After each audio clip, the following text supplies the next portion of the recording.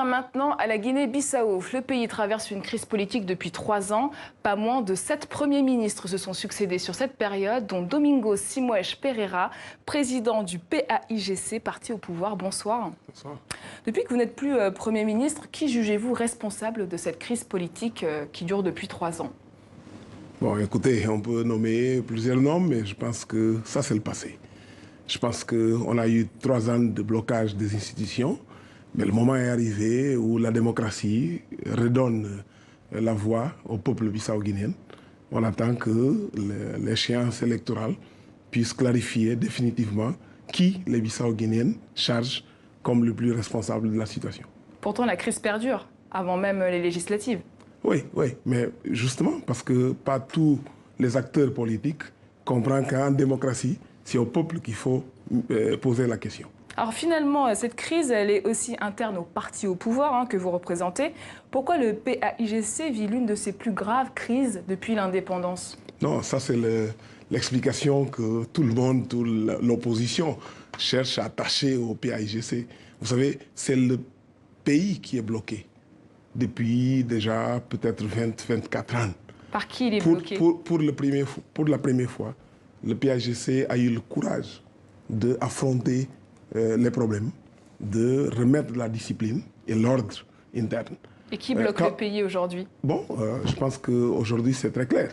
C'est les éléments connus comme le groupe des 15 que finalement ont décidé de créer leur propre parti politique qui est officiel, qui est normal, mais qui se sentent toujours attachés au PAIGC. C'est un peu bizarre, non?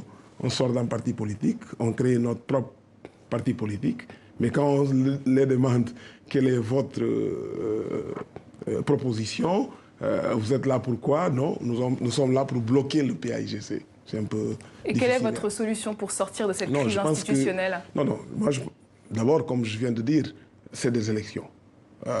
Les dernières échéances électorales étaient en 2014. Le moment est arrivé pour que la voix soit donnée au peuple bissau-guinéen pour décider.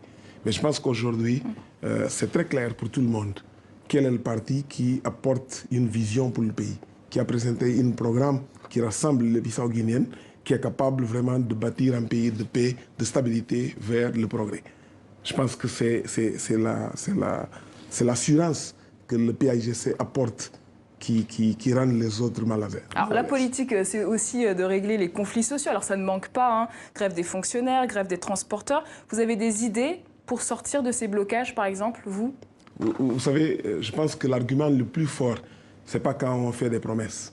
C'est quand on peut se rapporter à notre bilan et dire, bon, j'ai géré le pays pendant 13 mois. Quelle grève?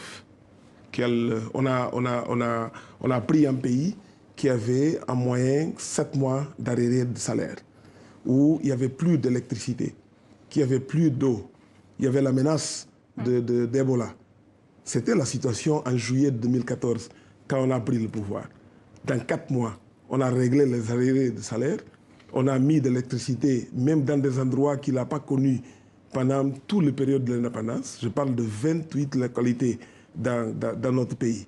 On a réglé la situation et avant d'arriver à la conférence de table ronde qui s'est tenue à Bruxelles, c'est au moment où tous les Bissau-guinéens célébraient, parce qu'il y a les moyens nécessaires pour lancer l'économie, qu'on met en cause la continuité du gouvernement. En tout cas, aujourd'hui, les Bissau-guinéens sont inquiets. Ils sont descendus dans la rue parce que le recensement électoral connaît des retards. Ils demandent plus de transparence. Pensez-vous quand même que toutes les conditions seront réunies pour un scrutin crédible et transparent en novembre pour les législatives? Écoutez, ça c'est une...